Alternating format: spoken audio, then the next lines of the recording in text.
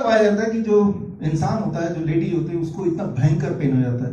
जब दब रहा है तो क्या हो रहा है, अंदर के सेल सारे टूट रहे हैं। जब टूट रहे हैं तो उनमें से पस बनेंगे थोड़े दिनों में, और फिर वो कैंसर पेशेंट रियलिटी में बन जाता है। तो that is called killer goal post, कि वो आया था चेकअप के लिए, लेकिन चेकअप के बहाने बॉडी में रेडिएशन डाल के, उसको दबा के, उसको तोड़ मरोड़ के उसको भेज दिया। बोला कि हमें लगता है कि ये कैंसर के पेशेंट है, नहीं तो 6 महीने बाद दोबारा मेमोग्राम कराओ। अब जब दोबारा मेमोग्राम कराएंगे तो असली कैंसर के पेशेंट बन जाएंगे। I call it a killer goal post. तो इसीलिए मैं हमेशा बोलता हूँ कि मेमोग्राम कोई ना कराए, किसी दुश्मन को भी ना बोले, और मेमोग्राम के जुड़ा हुआ जो मैंने बताया उसके सबूत अगर आपको चाहिए तो इस किताब में है। कोई डॉक्टर अगर बोल दे आपको कि मेमोग्राम कराओ, उसको ये डॉक्टर किताब पढ़ाइए और जो मैंने बोला ये वीडियो दिखाइए कि क्या वो मानते हैं कि मेमोग्राम से कैंसर होता है। लिख के दे सकते हैं, वो लिख के नहीं देगा, क्योंकि मेमोग्राम कैंसर को बनाता है ना कि डायग्नोस करता है। पहले तो बनाता है फिर डायग्नोस करता है, राइट। तो इसी पे 16वें नंबर का जो ताश का पत्ता है वो भी किलर गोलपोस्ट की तरह है, पेट स्कैन, जिसके बारे में थोड़ी देर पहले आपने जिक्र किया था। सिद्धू जी के बारे में बोला था कि उनकी पत्नी तो 4th स्टेज कैंसर की पेशेंट थी।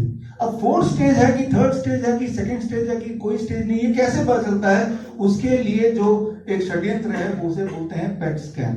पेट स्कैन के में एक नियम यूं ही बना दिया गया कि जो आपके बॉडी का सेल ज्यादा शुगर खाएगा वो कैंसर सेल माना जाएगा। कैसे पता चलेगा आपकी बॉडी का कौन सा सेल ज्यादा शुगर खा रहा है? उसके लिए आपके बॉडी में इंजेक्ट किया जाता है शुगर, ग्लूकोज इंजेक्ट किया जाता है। लेकिन जब वो शुगर इंजेक्ट किया जाता है, कौन सा सेल ज्यादा खा रहा है कैसे पता चलेगा? उसके लिए साथ में radioactive material, fluorodeoxy glucose, fluorodeoxy radioactive material भी बाइंड कर दिया जाता है कि रेडियोएक्टिव मटेरियल डाइजेस्ट तो होगा नहीं, जो सेल ज्यादा शुगर खाएगा उस सेल के आसपास वो रेडियोएक्टिव मटेरियल जमा हो जाएगा, और जब बाहर से लाइट फेंकेंगे तो वो ज्यादा चमकेगा। और जितने ज्यादा जगह चमक रही हैं 2nd स्टेज कैंसर, या 4 जगह चमक रहा है 4th स्टेज कैंसर, ऐसा हम मान लेंगे। ये एक आर्बिट्री नियम बना दिया। आप बताइए, रेडियोएक्टिव मटेरियल क्लास 8 में हमने यही पढ़ा ना, रेडियोएक्टिव मटेरियल हमारे आसपास भी कहीं हो तो हम कैंसर पेशेंट बन सकते हैं, बन जाते हैं। उसमें भी लिखा हुआ है, जब वो साइन करते हैं पेट स्कैन से पहले, नो ऑब्जेक्शन, उसमें भी लिखा है कि अगर आपका पेट स्कैन हो गया तो 1 हफ्ते तक किसी छोटे बच्चे के आसपास मत जाना, प्रेग्नेंट वुमन के आसपास मत जाना, क्योंकि आपके अंदर रेडियोएक्टिव मटेरियल है, उनको कैंसर हो सकता है। जरा सोचिए, आपके अंदर रेडियोएक्टिव मटेरियल है जिससे उनको कैंसर हो सकता है, तो क्या आपको कैंसर नहीं हो सकता? तो ये समझना होगा कि पेट स्कैन से बहुत लोगों की जानें चली जाती हैं, और पेट स्कैन से रियल पेशेंट बन जाते हैं। और पेट स्कैन क्या है? सिर्फ कितनी जगह चमक है।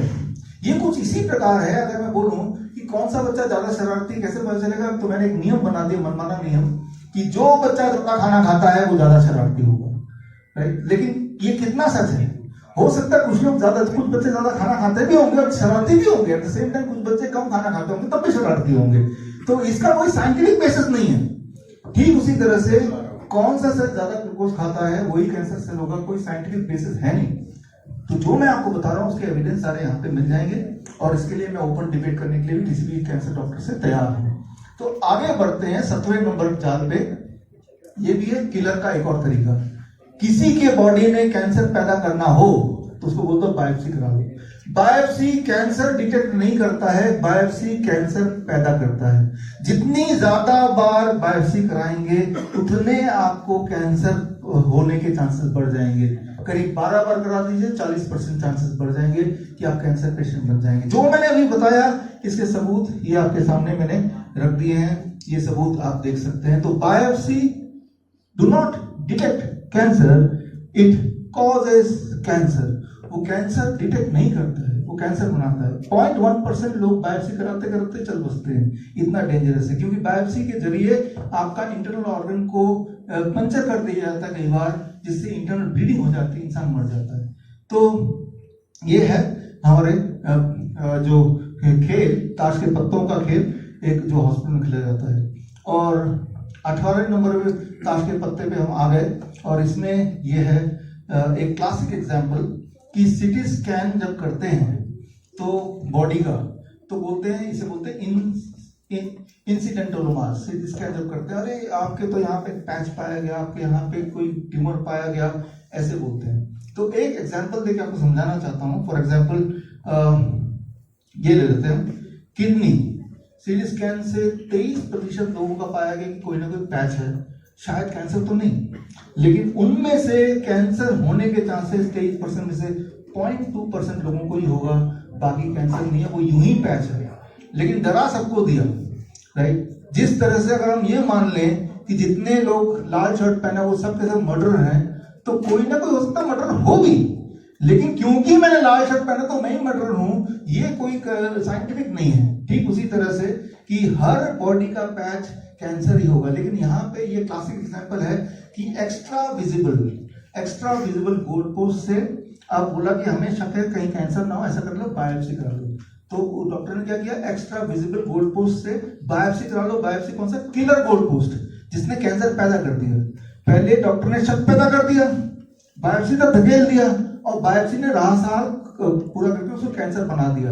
अब जब वो डॉक्टर बोले मैंने तो पहले ही बताया था कैंसर है, लेकिन उस पेशेंट को नहीं समझ आएगा कैंसर था नहीं, कैंसर बन गया है।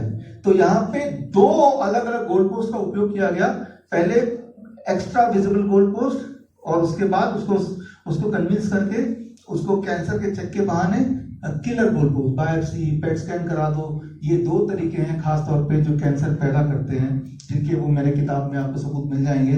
तो खैर, जो मैंने अभी बताया आपको, जो टेबल मैंने आपको दिखाया, ये टेबल की डिटेल में जाना चाहेंगे, ये टेबल मुझे कहां से मिला जानना चाहेंगे, तो ये स्क्रीन है, इसमें जो लिखा है यहाँ जाके आप डिटेल में देख सकते हैं, ये यहाँ पे। और अब चलते हैं अगले ताश के पत्ते, ये सारे एविडेंसेस हैं, ये सारे रिसर्च पेपर्स हैं, यहाँ जाके आप देख सकते हैं, होती रहती है।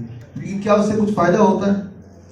100 लोग ले लीजिए आप जिनके नी में कोई इंजरी नहीं हुई, ना घुटनों की कोई दिक्कत है, बिल्कुल हेल्दी 100 लोग, एथलेटिक 100 लोग ले लीजिए आप, 100 का एमआरआई कराइए कि भाई 100 का कि भाई नी का एमआरआई कि घुटने कैसे हैं।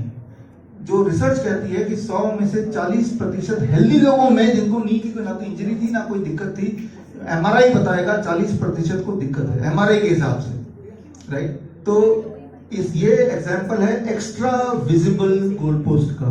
जो तकलीफ है ही नहीं, एमआरआई उसे सिद्ध कर देगा यही वाली तकलीफ है।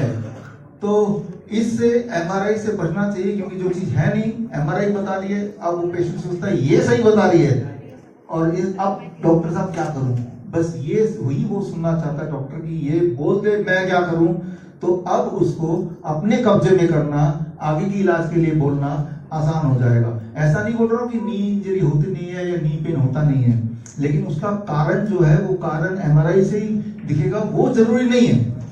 करना क्या होगा ऐसे में, उसमें आगे आएंगे 5 मिनट बाद, लेकिन अभी थोड़े से कार्ड बचे हैं। जो मैंने अभी बताया उसके रेफरेंस भी साथ साथ देता जा रहा हूँ, ये रेफरेंस है उसका, राइट। और आगे आते हैं, ये सबसे खतरनाक है, इसके बारे में आपको थोड़ा 2-3 मिनट में लूंगा। 20 नंबर का ताश का पत्ता, इट्स एंजियोग्राफी और it's installing moving time bomb. Angiography क्या होता है, नाम से सुन रहे हैं तो आसान लग रहा होगा, एंजियोग्राफी ग्राफ कोई बना देना, राइट। लेकिन वो क्या होता है कि क्या पता आपके बॉडी में कोई ब्लॉकेज हो, कैसे पता चलेगा एंजियोग्राफी करा रहा हूं, ऐसे ही बोलेंगे आप, सोचेंगे कि एंजियोग्राफी कोई ग्राफ स्कूल में पढ़ा था ऐसा कुछ होगा। एंजियोग्राफी में क्या होता है आप समझिए इसको, एक आपका ये मान लो ब्लड वेसल है, और एक डॉक्टर एक तार लेगा, और ये तार लेके आपके ब्लड वेसल के अंदर डाल देगा। ये तार कहीं नीचे से ऐसे डाल के यहाँ से या हार्ट तक ले जाएगा। ये तार, जब ये तार ब्लड वेसल के अंदर जाएगा तो आपके ब्लड वेसल में कहीं ना कहीं छोटे मोटे ब्लॉकेज होंगे जो अपनी जगह पे पड़े हुए हैं, लेकिन जब ये तार जाएगा तो वो ब्लॉकेज को काटता हुआ जाएगा, तोड़ता हुआ जाएगा। अब जब वो ब्लॉकेज टूट गया अपनी जगह से, हिल गया अपनी जगह से, तो वो ब्लॉकेज इस ब्लड वेसल से बाहर नहीं निकलेगा, क्योंकि ब्लड वेसल तो घूम रहा है ऐसे। तो वो जो टूटा हुआ ब्लॉकेज है वो पूरे बॉडी में ब्लड के साथ सर्कुलेट होगा, ब्रेन में भी पहुंचेगा, पैरों में पहुंचेगा, जहां जहां वो सर्कुलेट होगा। कहीं जाके ब्रेन में अटक गया तो ब्रेन स्ट्रोक हो जाएगा, कहीं जाके वो किडनी में अटक गया तो किडनी फेलियर हो जाएगा, एक्यूट किडनी फेलियर, लिवर में अटक गया तो लिवर डैमेज हो जाएगा, पैरों में अटक गया तो गैंग्रीन हो जाएगा। तो एंजियोग्राम के बहाने आपको एक चलता फिरता टाइम बम बना के छोड़ दिया, कब उसको हार्ट अटैक आएगा, वो ब्लॉकेज घूम घाम के कहाँ अटकेगा, हार्ट में अटकेगा तो हार्ट अटैक आ जाएगा। तो that is what I call as कि किलर गोल पोस्ट। कि आप गए थे डायग्नोसिस के लिए, लेकिन डायग्नोसिस के बहाने आपको बीमार कर दिया गया, एक ऐसी चीज कर दी कि कभी भी आपकी मौत आ सकती है, हार्ट अटैक का, या फिर कभी भी आपको ब्रेन स्ट्रोक वगैरह आ सकता है। तो खैर हम चलते हैं अगले ताश के पत्ते की तरफ। ये जो मैंने आपको बताया इसके एविडेंस ये, तो ये किताब है फिशटैंक मॉडल फॉर हार्ट केयर, इसमें पढ़ सकते हैं आप। एंड अब एक ये आखिरी वाला गोल पोस्ट है, घोस्ट गोल पोस्ट, भूत। जिस तरह से बचपन में भूत का डर दिखाते थे ना पेरेंट्स, उधर मत जाना भूत है, उधर मत जाना भूत है, जब भी वो या दूध पी लो भूत आ जाएगा, तो एक ऐसी इमेजिनरी चीज बता दी जिसके बहाने से आपको कोई भी काम करने मजबूर कर सकते हैं। लेकिन जब बड़े होते हैं तब आप जानते हैं अरे वो तो भूत था ही नहीं, मुझे बेवकूफ बनाया गया कोई काम निकालने के लिए। तो उसी तरह से I call it ghost goal post. इसमें जो पहला नंबर आएगा ये बड़ा इंटरेस्टिंग है। अक्सर पेशेंट मेरे पास आते हैं, डॉक्टर साहब मेरा तो 50% हार्ट ही काम कर रहा है, डॉक्टर ने बताया देखो report, left ventricle ejection fraction 50% है, तो 50% ही काम कर रहा है। जबकि आपको पता होना चाहिए जितने लोग यहाँ पे हैं हम सबका हार्ट 50% ही काम करता है। किसी का हार्ट अगर 80% काम करेगा वो भी मर जाएगा। तो लेकिन उसको डॉक्टर ने बताया आपका हार्ट 50% काम कर रहा है, उसे क्या लगा कि मेरा हार्ट 50% फेल हो चुका है, जबकि हमारा हार्ट 50% ही काम करता है। मैं आपको एग्जांपल लेके बताता हूं। अब मान लो अब ये माइक को थोड़ा पकड़ो, मैं आई जस्ट डेमोंस्ट्रेट। आपका लेफ्ट वेंट्रिकल है, 4 चैम्बर होते हैं हार्ट के 4 चैम्बर होते हैं, उनमें से एक लेफ्ट वेंट्रिकल ये है चैम्बर है, इसमें ब्लड जाता है, ये ब्लड है मान लो पानी, और फिर ये चैम्बर ऐसे फिर ब्लड जैसे दबता है तो कुछ ब्लड बाहर निकलता है, जैसे इसमें पानी निकला। जितना ब्लड अंदर है कितना भी दबा लो सारा ब्लड बाहर नहीं निकलेगा, 50% ब्लड बाहर निकलेगा, 50% अंदर रह जाएगा। तो कितना ब्लड निकला बटे कितना टोटल ब्लड है, इसे कहते हैं ejection fraction, that is called ejection fraction. That can not be 100%। ये कितना भी मैं जोर से दबा दूं सारे का सारा पानी बाहर निकलेगा, उसको नीचे रह ही जाएगा ना, सारा का सारा पानी तब निकलेगा जब ये पूरा चिपट जाएगा, दैट इज डेथ, राइट। तो ठीक है, तो मैं यहाँ पे ये बोलना चाह रहा हूं कि that is called ejection fraction. आप जैसे आप सांसें ले रहे हैं तो ज्यादा निकलेगा, कभी शांत हैं तो कम निकलेगा, हर सांस के साथ ज्यादा कम होता जाता है। ये प्रैक्टिकली पॉसिबल नहीं है कि आपका हार्ट कितना % काम कर रहा है, प्रैक्टिकली कर ही नहीं सकता, क्योंकि हर सांस में आपका हार्ट अलग अलग तरह से काम करता है, depending on emotion, depending the depth deep breath, depending आप खड़े हैं कि बैठे हैं, कई सारे फैक्टर हैं। ऐसे में सेम डॉक्टर उसी पेशेंट को उसी वक्त 2 बार अगर इंजेक्शन फ्रैक्शन का टेस्ट करेंगे, दोनों बार 2 डिफरेंट रिजल्ट आएंगे। लेकिन डॉक्टर ने जब बता दिया आपका हार्ट 40% काम कर रहा है, वो मान के बैठा कि मेरा हार्ट 60% काम नहीं कर रहा है, जबकि उसको ये पता ही नहीं है कि ज्यादातर लोगों का, हम सबका हार्ट 50% ही काम करता है इस फॉर्मूले के हिसाब से, because that is ejection fraction. It is not कि हार्ट कितना काम कर रहा है, कितना इजेक्ट कर रहा है, इजेक्शन फ्रैक्शन, कितना ब्लड को इजेक्ट किया, वो ये रेट है। लेकिन अब जब वो डर गया तो डॉक्टर साहब क्या करूं, तो बोलेगा एंजियोग्राफी करा लो, एंजियोप्लास्टी करा लो, तो क्या उससे इजेक्शन बढ़ गया किसी का? बढ़ नहीं सकता, क्योंकि वो इतना ही होता मैक्सिमम। पहले तो ये समझाते हैं भाई आप किडनी पेशेंट नहीं हो, हम आपका करेंगे क्या, डॉक्टर साहब मैं ठीक कर दूं। मैं एक ठीक इंसान को ठीक कैसे कर सकते हैं? नहीं डॉक्टर साहब मैं बहुत, कैसे पता? ये मेरा रिपोर्ट है, देखो मेरा GFR यानी कि मेरा किडनी फंक्शनिंग सिर्फ 30% रह गया है, इस मतलब 70% फेल हो गया होगा ना। मैंने कहा आप पूरी तरह खड़े हैं, दौड़ रहे हैं, भाग रहे हैं, सांस ले पा रहे हैं, कहां से पेशाब ठीक आ रहा है, ब्लड प्रेशर नॉर्मल है, आपका कोई सूजन नहीं है, कैसे किडनी फेल हो गई? नहीं ये रिपोर्ट बता रही है। तो रिपोर्ट कैसे आपको किडनी पेशेंट घोषित करता है ये जान लीजिए अगले 1 मिनट में। वो है कितनी आपकी किडनी फंक्शन कर रही है उसका ब्लड टेस्ट करता है, जिससे ये बता देते हैं कि आपका एस्टिमेटेड किडनी फंक्शन कितनी है, से 30%। फिर डॉक्टर आपको बोलेगा ये है, एक नंबर दे देंगे, फिर डॉक्टर आपको बोलेगा कि भाई और डिटेल में जानना तो एक और टेस्ट होता है DTPA स्कैन, उसके आधार में भी आपको किडनी की फंक्शनिंग पता चल जाएगी।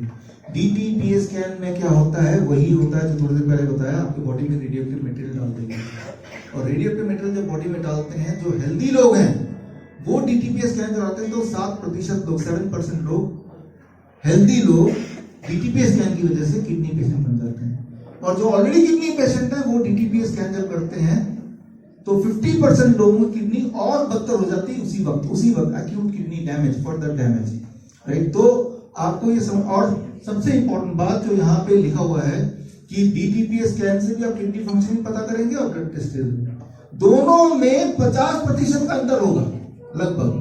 DTPA स्कैन बता रहा है 15% काम कर रहा है, तो ब्लड टेस्ट बता रहा है 30% काम कर रहा है। तो जब दोनों एक ही चीज टेस्ट कर रहे हैं, दोनों के अलग अलग रिजल्ट क्या है, क्यों है? दोनों के अलग अलग रिजल्ट हैं। इससे ही ये साबित होता है कि ये टेस्ट का कोई भी साइंटिफिक नहीं है, ये टेस्ट विश्वसनीय नहीं है। नहीं तो अलग अलग तरह से टेस्ट करने से रिजल्ट सेम ही आना चाहिए। जिस तरह से अगर आपको 2 kg तौलना हो तो आप चाहे वो तराजू से तौलें या फिर आप स्प्रिंग वाले मीटर से तौलें, 2 kg मतलब हर जगह 2 kg। लेकिन यहाँ पे 2 अलग अलग इंस्ट्रूमेंट से तौलेंगे, किडनी कितनी फंक्शन कर रही है, दोनों में वेरिएशन कितना आएगा, 50% का। इससे आप ये समझ लीजिए कि ये टेस्ट कितने विश्वसनीय है नहीं। तो कैसे पता चलेगा हम किडनी पेशेंट है कि नहीं है? आपके बॉडी के सिम्टम। मैं कैसे पता करता हूँ कि किडनी के पेशेंट है कि नहीं? पहला, पैरों में सूजन है या नहीं, मैं पैर को देखता हूँ, सूजन नहीं है। दूसरा, उससे पूछता हूँ पेशाब कैसा आ रहा है, हम दिन भर में आधा लीटर आ रहा है क्या? आ रहा है तो ठीक है। तीसरा, बीपी 200/100 टू हाई तो नहीं है। चौथा, खुजली वगैरह साथ में तो नहीं है, राइट, वॉमिटिंग, खुजली।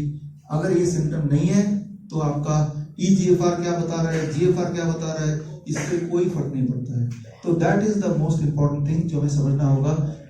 जो हमारे ताश के पत्ते का 22वें नंबर का पत्ता है, जो मैंने अभी आपको बताया, उसके एविडेंसेस आप इस रिसर्च पेपर में पढ़ सकते हैं। अब हम चलते हैं 23 नंबर पे एक और भूत की तरफ। यह है क्रिटनाइन का भूत। क्रिटनाइन को दिखा के लोगों को ऐसे डराया जाता है जैसे कि बचपन में छोटे बच्चों को भूत के डर से डराया जाता था, गब्बर आ जाएगा दूध पी लो, गब्बर। वही वाला हाल क्रिटनाइन से है कि अच्छा खासा इंसान अच्छे पोस्ट पे काम कर रहा है, बड़ा एजुकेटेड, डॉक्टर साहब मैं तो मरने वाला हूँ, क्यों? आपका मेरा क्रिटनाइन तो 4 आ गया है। अब क्या क्रिटनाइन के बढ़ने से इंसान की मौत की तरफ बढ़ रहा है? इस पे एक रिसर्च किया गया, आपके सामने रिसर्च पेपर है, 5388 पेशेंट्स पे, और देखा गया उल्टा, जितना ज्यादा क्रिटनाइन उतना कम मरने के chances among the kidney patients. Short में बता रहा हूं आपको कि क्रिटनाइन जो है वो कोई डायरेक्ट आपको किडनी की फंक्शनिंग नहीं बता सकता। क्रिटनाइन किसी का बढ़ता है तो कई सारे कारण होते हैं। जब भी आपको कोई फीवर होगा उस वक्त क्रिटनाइन चेक कीजिए तो बढ़ा ही मिलेगा। जो लोग स्टेरॉइड ले रहे हैं तो क्रिटनाइन बढ़ा ही मिलेगा। जब आप मीट वगैरह खा लेते हैं, जो लोग मीट खाने के इमीडिएट बाद क्रिटनाइन बढ़ जाता है, राइट। जब भी बैक्टीरियल इन्फेक्शन होता है क्रिटनाइन बढ़ जाता है। जो बॉडी जिसकी मस्कुलर है, बॉडी बिल्डर, उनका क्रिटनाइन बढ़ा ही रहता है। तो क्रिटनाइन बढ़ने का मतलब आपकी किडनी फेल हो गई कोई जरूरी नहीं है। कभी कभी किडनी फेल होने पे भी क्रिटनाइन बढ़ जाता है।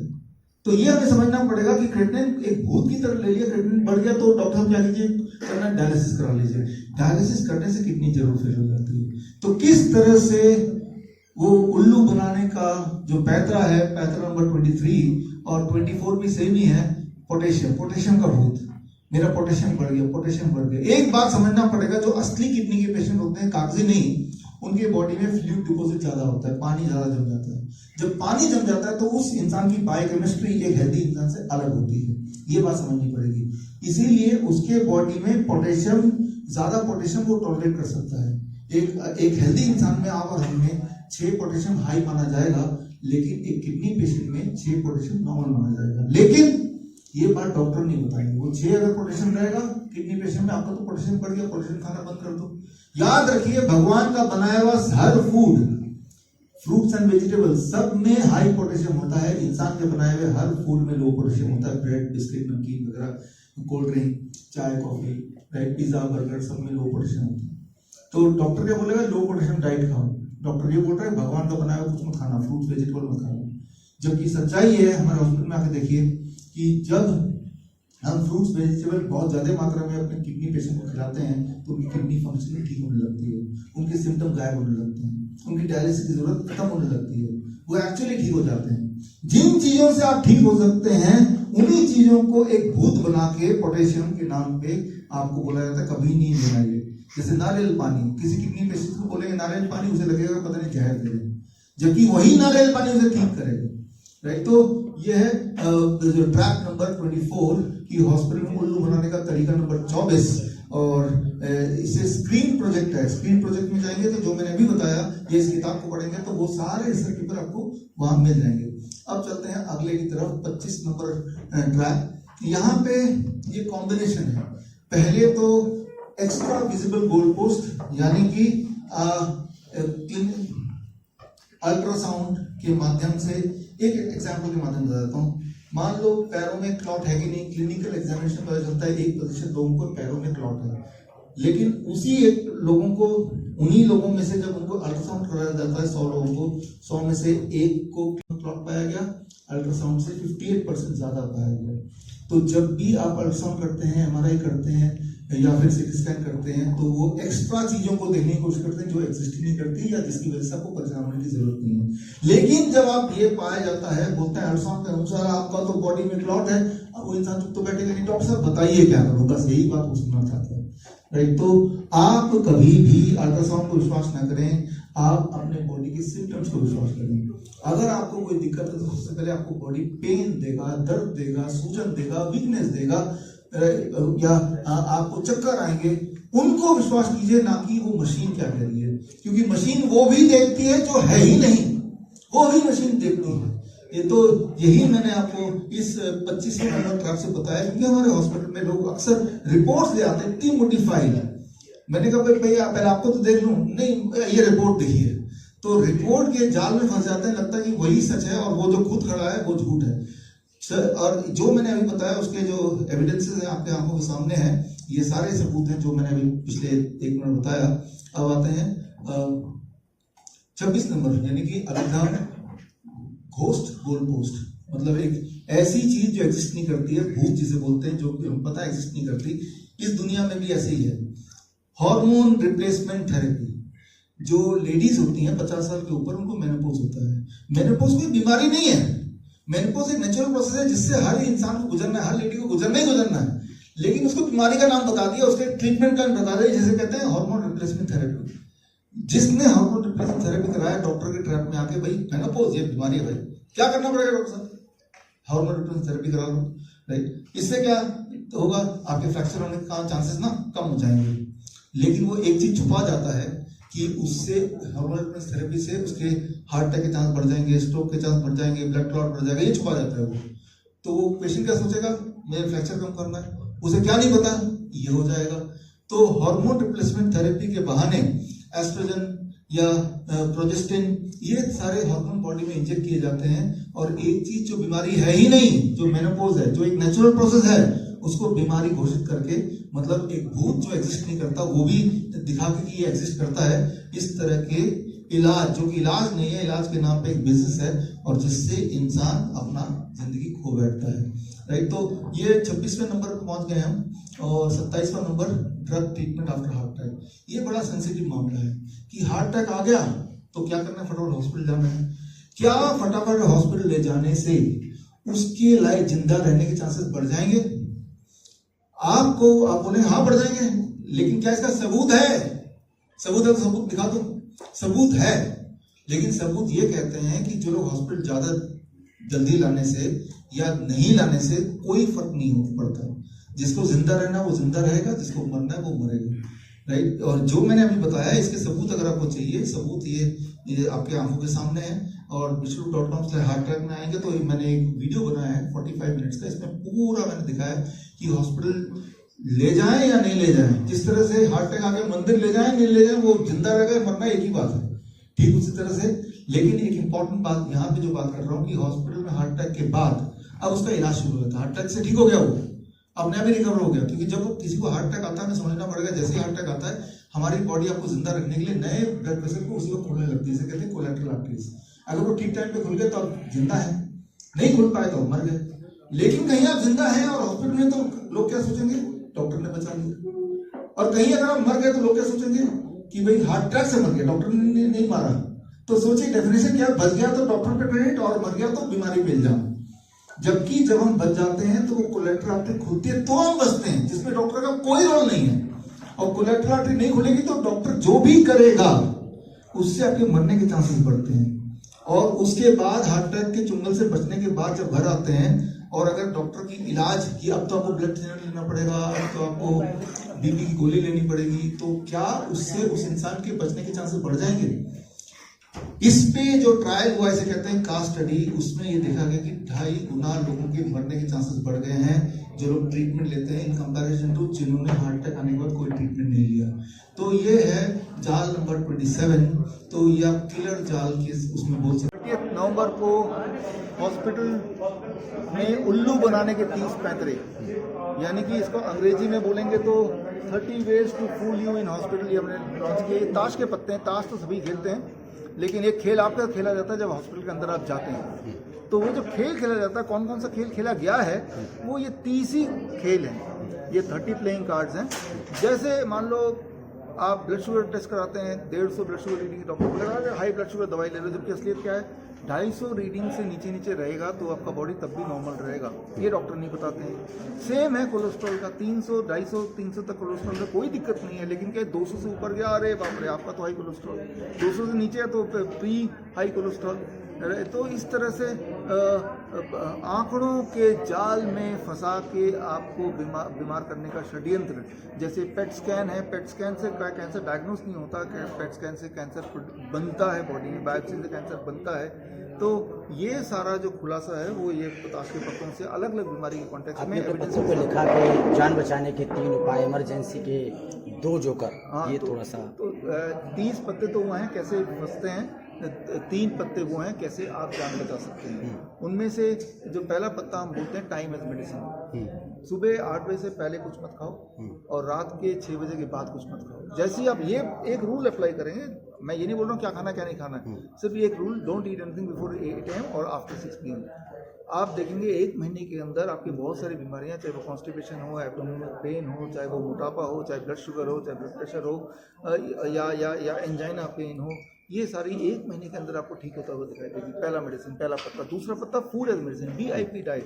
अब तो पिछले 14 साल से मैं प्रमोट कर रहा हूँ, सबको पता ही है, गूगल कर लेंगे तो और पता चल जाएगा। DIP डाइट को साथ में जोड़ लेंगे तो स्पीड और बढ़ जाती है। तीसरे दिन तक दवाई ब्लड शुगर की, ब्लड प्रेशर की छूट जाती है लोगों की, राइट। 1 हफ्ते के अंदर उनके बॉडी के जो बॉडी पेन वगैरह उनका खत्म होने लगता है।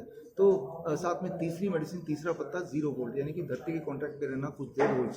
जैसे ही धरती के कॉन्टैक्ट में रहते हैं तो आपकी वोल्टेज शून्य हो जाती है। वोल्ट मीटर से चेक कर सकते हैं आप। वोल्टेज शून्य होते ही आपकी बॉडी में जो इन्फ्लेमेटरी मार्कर, इन्फ्लेमेशन वो कम होने लगता है।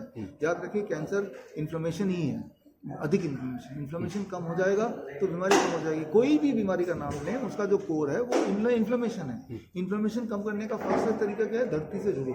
जैसे ही धरती के कॉन्टैक्ट में आएंगे, धरती से लिटरली मेजरेबल टर्म में इलेक्ट्रॉन आपकी बॉडी में आने लगते हैं, जो आपके इन्फ्लेमेशन को कम करता है। इन्फ्लेमेशन कम मतलब बीमारी गायब। तो ये 3 पत्ते हैं जो कि आप जान बचाने के। और साहब लेकिन देश पे ही चल रहा है कि बेटा डांस करते करते आदमी को क्या अटैक आ रहा है, जिम करते करते अटैक आ रहा है, चलते चलते अटैक आ रहा है, इसका थोड़ा सा क्या है? ये बात आज से 3 साल पहले 30 नवंबर 2020, 4 साल पहले, जब ये वैक्सीन नहीं आया था, कोविड वैक्सीन, तब मैंने बता दिया था। तब मैंने राजीव दीक्षित जयंती के दिन किताब लॉन्च की थी, Covid 1981 virus and the vaccine. तब मैंने उसमें लिखा है, जो आज अमेजन में आ जाकर कोई देख सकता है, कि ये वैक्सीन कभी मत लगाना। इस वैक्सीन के बाद चलते फिरते उठते बैठते लोग अपना दम तोड़ देंगे, या पैरालिसिस हो जाएगा, कैंसर बढ़ेगा, इनफर्टिलिटी बढ़ेगी, इम्पोर्टेंसी बढ़ेगी, इरेक्टाइल डिसफंक्शन बढ़ेगा। ये सब लिखित में मैंने तब डाल दिया था। तो आपका सवाल है कि ये कैसे हो रहा है, इसी का नतीजा है। जिन लोगों ने वैक्सीन लिया उन्हीं के साथ ये हो रहा है। जो वैक्सीन बना था, मैंने उस किताब में डाला था, वो कैसे बन रहा है, उनमें क्या क्या डल रहे हैं और उससे ये होगा। तो वो वैक्सीन इसलिए नहीं बना था आपको किसी बीमारी से बचाना है, वो इसलिए बना था ताकि पॉपुलेशन को कम करना हो, और वो आप अपने आंखों से देखते रहे। आपने हजारों कई किताबें लिखी हैं सर, क्या कुछ कहेंगे तमाम लोगों को, और इस पर 30 पैंतरे पत्ते को लेकर क्या कुछ कहना चाहेंगे जो आपने लॉन्च किया है?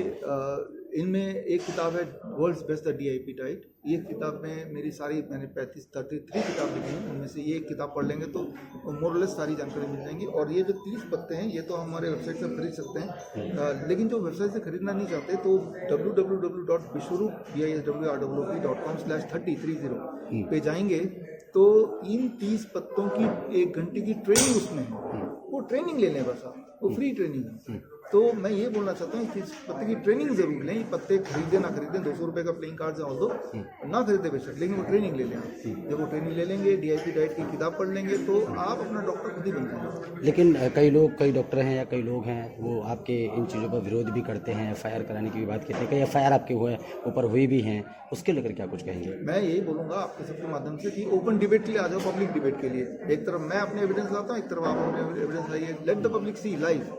तो पब्लिक को डिसाइड करने दो कौन सही है कौन गलत है। मैं तो जब भी बात करता हूँ, आज भी जो बात के साथ में एविडेंस भी साथ में देता जा रहा हूँ। तो विरोध किस चीज़ का है? जब वो विरोध कर रहे हैं, वो ये विरोध कर रहे हैं ये तो एक फ्रॉड आदमी, लेकिन वो ये नहीं बता रहे फ्रॉड कैसे, कौन सा मैंने एक लाइन लिखी या बोली जिसका सबूत नहीं दिया। आप वो बता दो।